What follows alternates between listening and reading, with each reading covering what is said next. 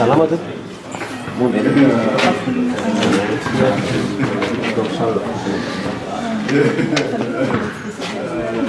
Lahara-pamiana ho an'ny korasain manala mahitsy ny fampahafantarana n'ireo mpianatra ireo fitsipika amin'ny feny sekoly ka ny sabotsy lasa teo no nanatanterahana izy ireo izany. Tao androany momba ny prise de contact zany dia fampahafantarana ny fitsipika amin'ny fe eto amin'ny sekoly mba hampirindra ny fiarah-miasa eo amin'ny sekoly sy ny ray aman-dreny.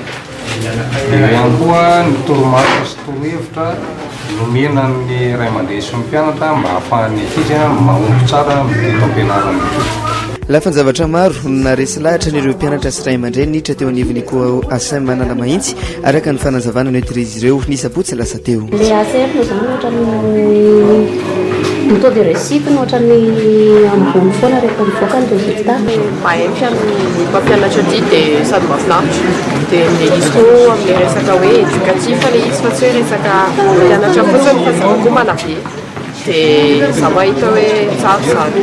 Misy lahatra amin'ny fanabeazana atao amin'ny ACM dia izay mahatonga ana mampianatra zanaka fomba fitaizisako zareo taizany zanaka mampianatra ny zareo koa azo fahalalana. Misokatra hatramo ny fisoratana anarany eo anivon'ny korasain manala mahitsy amin'ireo mpianatra izay anala ny fanadina-mpanjakana na BEPC sy ny baccalauréat. Korasain manala mahitsy moa dia mbola misokatra ny fisoratana anarana.